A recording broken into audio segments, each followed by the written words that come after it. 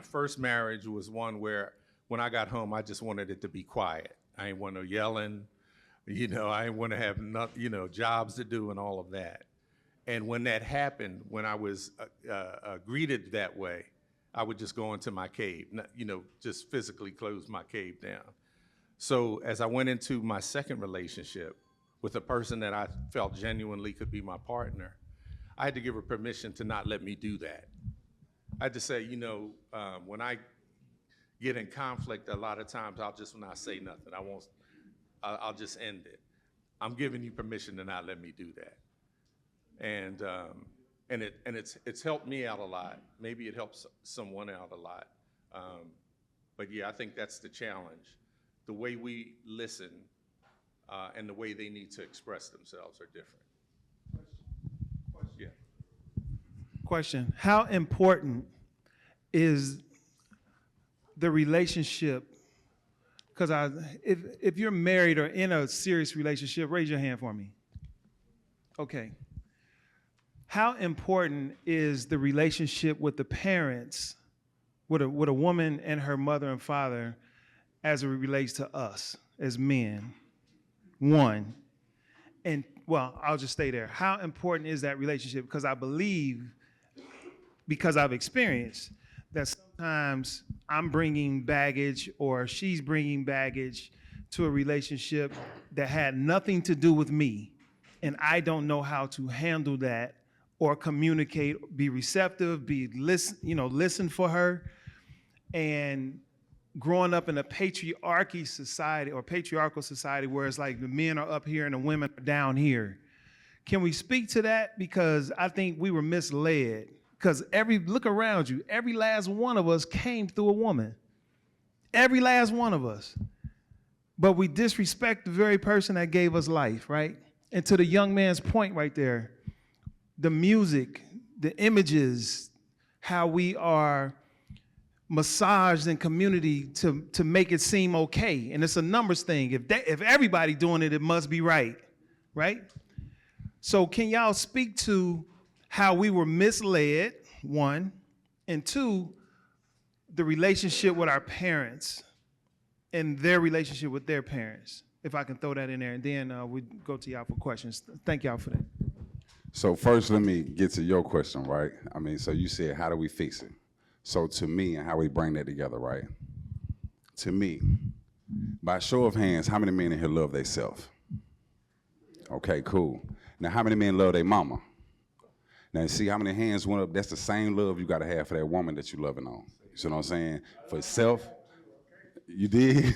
So you gotta have that self-love and that the love that you got for your mama, for the woman that you come in contact with. You feel me? Then you gotta know how to communicate. Now, going to what you were saying, for me, right? I think what failed my first marriage was this, right?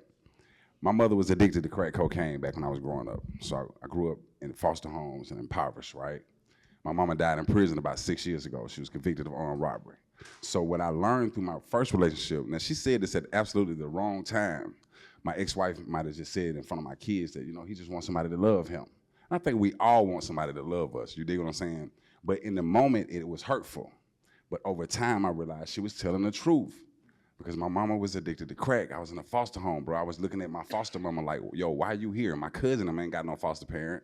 You see what I'm saying? And then I'm looking at my mama that died in prison. I'm saying, damn, I wanted this same love that I'm reaching to this woman for. And at the same time, I wasn't loving myself the way I needed to love myself because I was looking outside of self for this love. So to me, it's the communication, it's the love, it's the respect, but it's being real with self about what self really needs. It's being real with self about self-healing, and that's what this space is about. This space is about healing. And so when I was able to heal, I was able to see that this first woman I brought into my life was selfish.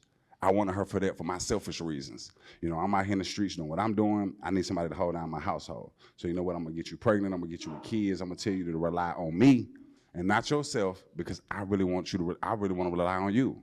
And that was the most selfish thing I could have did. You see what I'm saying? Is by bringing her into that because I lacked the love for my mother and my father by being in a foster home, and I wasn't able to get that. So I went out and grabbed somebody that I thought was gonna bring that, not knowing that she lacking love too. You know what I'm saying? She lacking the fatherly love because she ain't got her father around. And that goes back to your point about the parents. So when she missing something, I'm missing something, we both missing something that we'll never get because we haven't found it within ourselves first. And so I think that's what it is.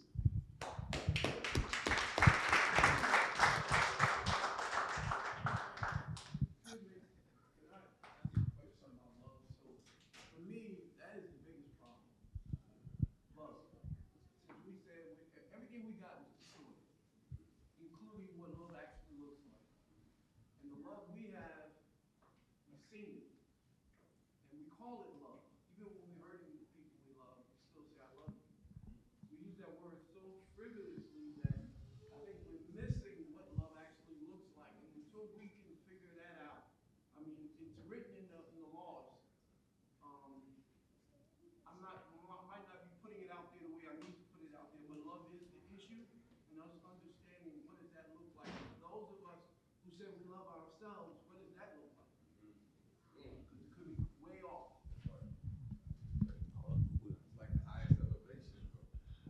So I think before we get, because obviously I knew this was going to happen.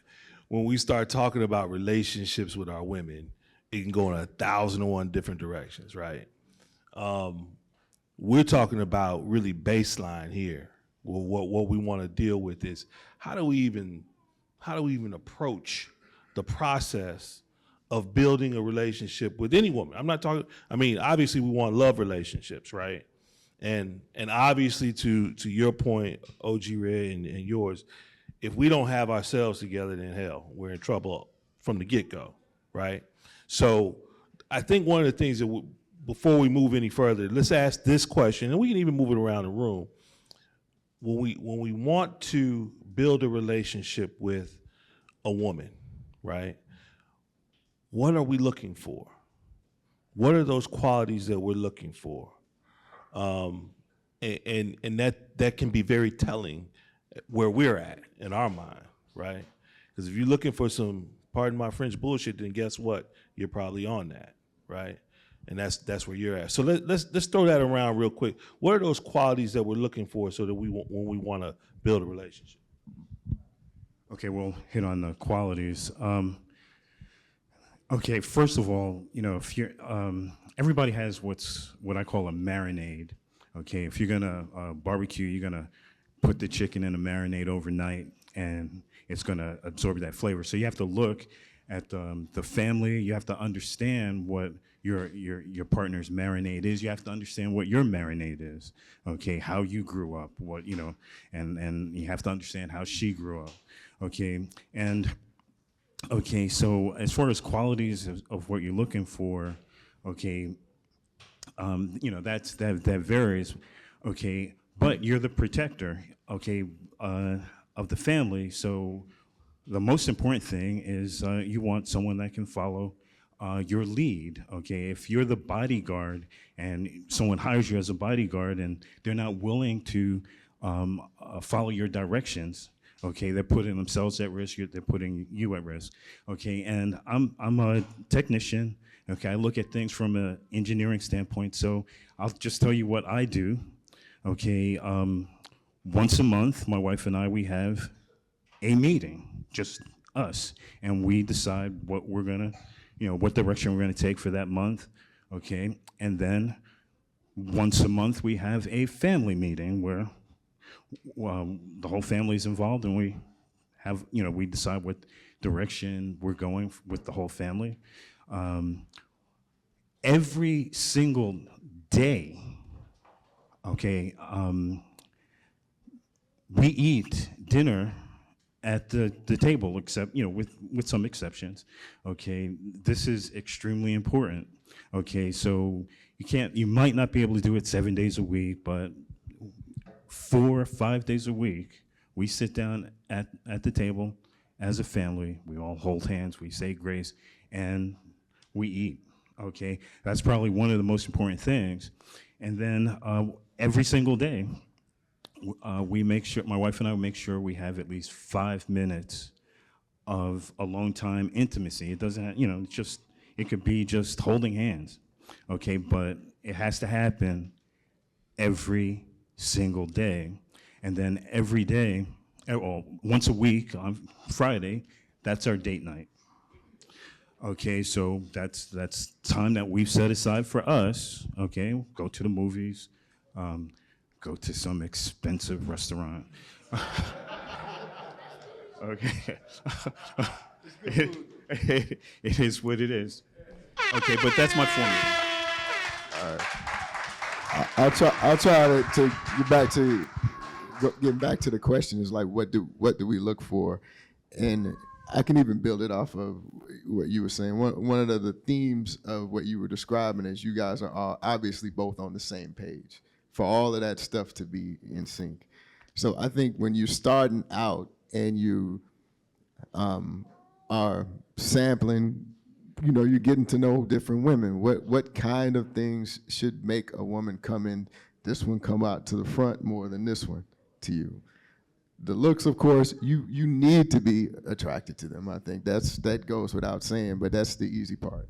I think the next part is one of the most important things to me, and it's really important to me and myself, is honesty.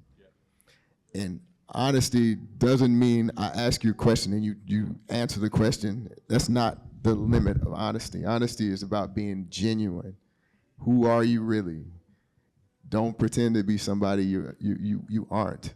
Don't act this way in some situation and in a different way in another situation. And you have to hold yourself accountable to that too. You can't be dishonest.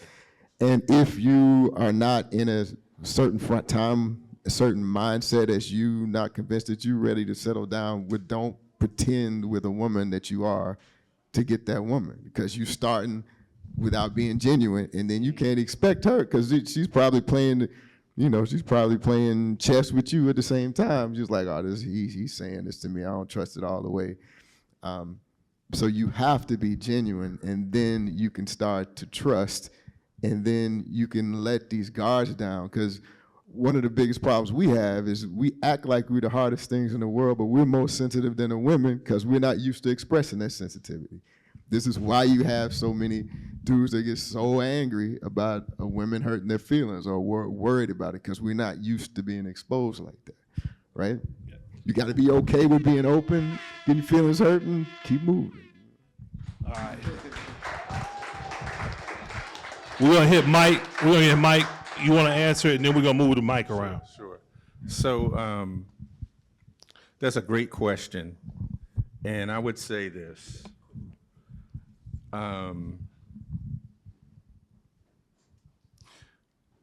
Without the beard, without the deep voice, the qualities of my closest friend, the thing that makes that person my closest friend, are they honest? Are they honest with me when I need to have honesty without being hurtful, and not using that thing against me at some point? Will they have my back? When life is great. When everything is going good, relationships usually are going pretty good too. But when the shit gets tough, are you gonna be at my back? Are you gonna respect my decisions? Because I'm gonna respect yours. My younger brother just celebrated his 43rd anniversary. My younger brother, and so we were talking, and I asked him, "Damn, man, we had good models, but you really are living this thing right." I said, "Give me some advice," and he said, "You know how they say marriages and relationships are give and take?" He said, if you enter into the relationship, the partnership, with the understanding that both of you are just giving for the benefit of you and for the other person, that's it. It's never, if you try to make it 50-50, it's probably not gonna work out. All right. Stand up. Hey, Marty, before you go on, right, I want to answer that too, right? So this, to me, is simple. Give what you expect to receive. So if you expect to receive lies and bullshit, give that to your woman, because she's going to give it right back to you, because it's universal law. What you put in, you're going to get out, right? And number two, if that woman ain't praying for you, my boy, get the hell away from her. You dig what I'm saying? If she ain't praying for you in the morning and praying for you at night, and you ain't praying with her, then get the hell away from that woman, bro. That's not gonna do you no good. I can promise you that. Get with you a woman that's gonna pray for you, bro. That's about the biggest protection that you can have over your life from the woman that you decide to lay down in the bed with. A woman that's gonna pray for you. And that's what I got to say on that. Peace, y'all.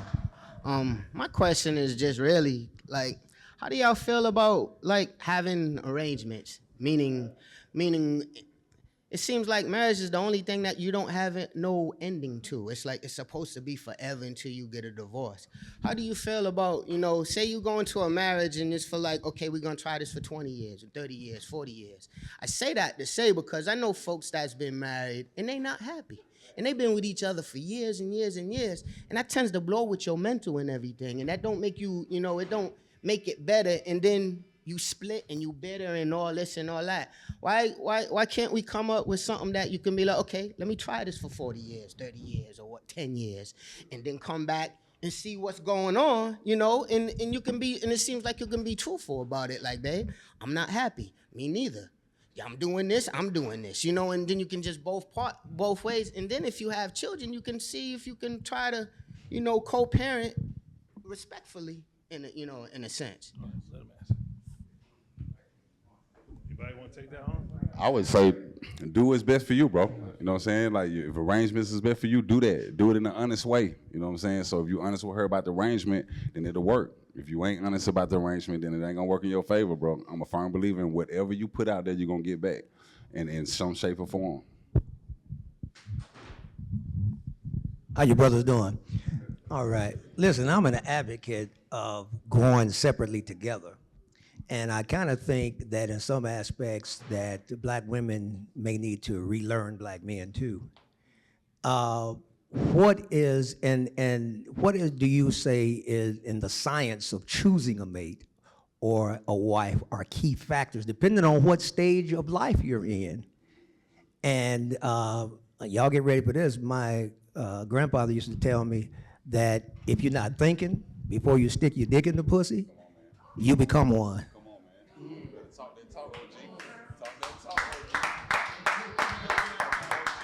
He said, if you're not thinking, before you stick your dick in the pussy, you become one. So what are those key factors in the science of choosing a mate, depending on what stage of life you're in? Because there's different at different ages, different stages of your life and where you're going. I think you hit the nail on the head. And then something that OG Red said about loving yourself. So as men, we go through, as people, life has seasons. Everybody say seasons. I don't believe everything that scripture says, right? But I do believe in the notion of when I was a child, I thought as a child, I understood as a child, I acted as a child. But when I became a man, I put away childish things, right? In order for me to put away childish things, I have to define what that is. Some people just sit around and play video games all day. That's childish to me. But if you are playing video games and those video games are supporting your family because it's a way to get paid from it now, then I have to reevaluate that, right? I'm judging. Let's transition when we talk about seasons. I'm in Atlanta because I went through a season. I lived in Los Angeles. I moved here from Los Angeles. I went through a season where I believe Spirit, God, the universe moved me from Los Angeles to Atlanta. And Spirit used a woman to do that. I never would have just packed my bags and got uncomfortable. So Spirit used a woman to get me uncomfortable, and I would move anywhere she told me to go, right? So I got here, and the season once I got here with her was over, right? So she was used strategically by, this is my opinion, by Spirit to move me next phase of my life of growth so I can get around other people who could take me to the next level.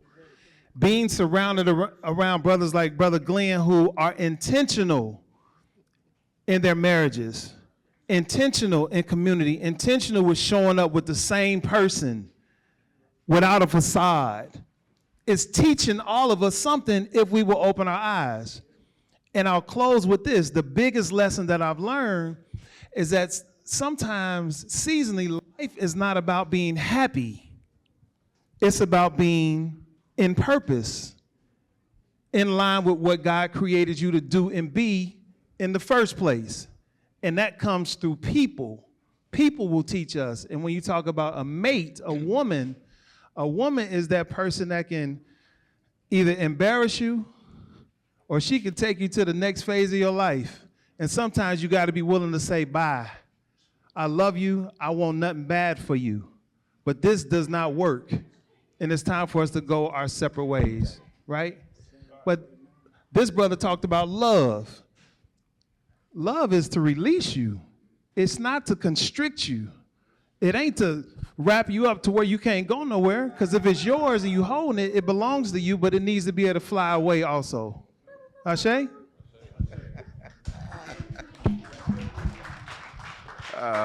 Hotel. Could you, I enjoy the conversation, but there's some young men we have here between 14, 12, and 20. It's because someone address how they should approach relationships and et cetera, because they do. You understand what I'm saying? They should keep their dick in their pants. Get you some money, man. Stay focused. Tell them why. This is that's why. the case. I'm gonna tell you the number one reason why. Yeah. Because you put your thing in the wrong thing, man. You can't get that. You can't get rid of that. You know what I'm saying? Like a baby, yeah, that's that too. But it's a bunch of diseases running out here for the young men. Listen up in the back on the bikes back there. Hey, Century, y'all pay attention. So the reason why you young men should stay focused on yourself and not another woman is because you got diseases out here. You got stuff like babies that you're not even nowhere near equipped with the tools to be able to provide for, let alone provide for yourself if you mess around and get in one of these situations where you catch a disease and you can't get rid of it. That's number one. Number two, it's a lifelong lesson that you're gonna learn that if you don't get yourself together, it's gonna go through your whole life that you're gonna have to go back and try to fix 20 years of if you make the wrong decision between 14 and 20 years old. And so I think that answers your question, Baba? Yes, sir.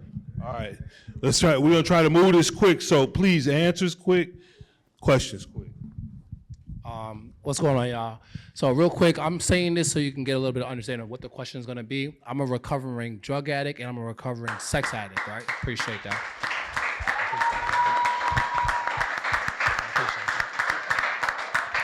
I say that because I didn't been with a lot of women. Like I didn't been with a lot of women, you know what I'm saying? So I have had personality types. I had to deal with some long relationships and just quick ins and outs. But what I learned, I'm 34 myself, so as I learned to get older, I did therapy about 2.5 years, 2021 when I got clean.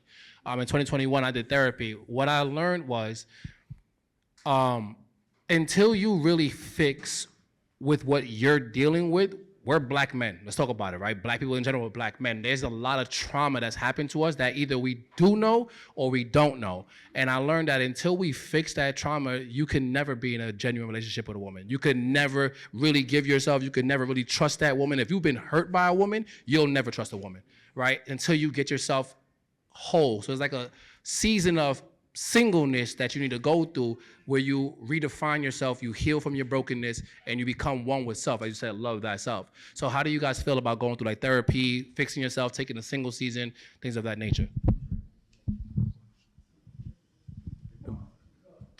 I'll just say this. I don't have a lot to say that anything that gets you whole and anything that helps you become a better expression of yourself, whether it's mental health, whether it's addiction, whatever it is only going to end up being a good thing for you. So, you know, I don't look at any of those things as negative.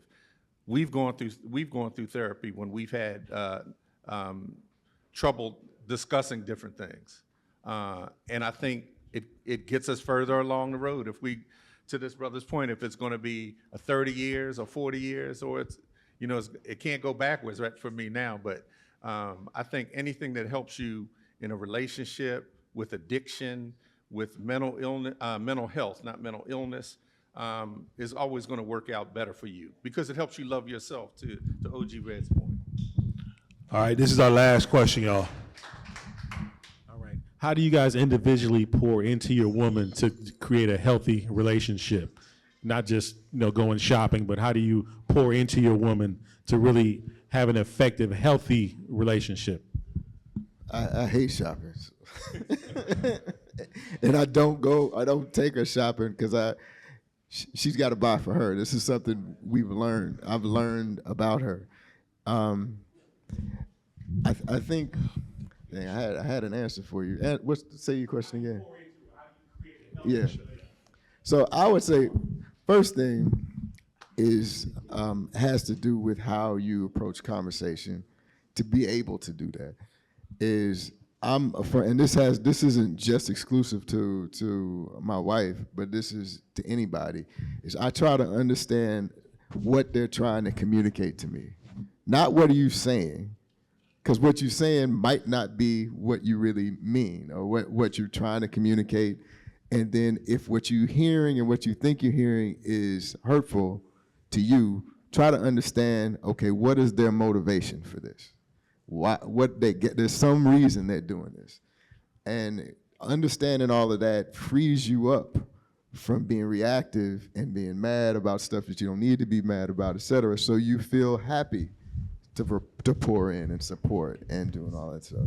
So as far as pouring in, I think it's more about being supportive and supporting their ideas and giving good counsel and yeah, I mean, I think it's that simple, really.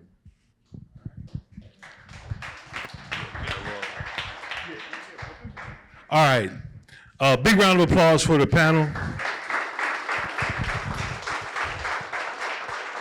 Obviously, there's so many iterations of this subject matter that we can go through. We'll be a little bit more intentional as we move forward with dealing with this, because I think it's important. Now, y'all, maybe it's just me, but you all think it's important that we build these relationships with our women in a better way. So I think it's very important that we do that, and we'll continue to do that. Thank you.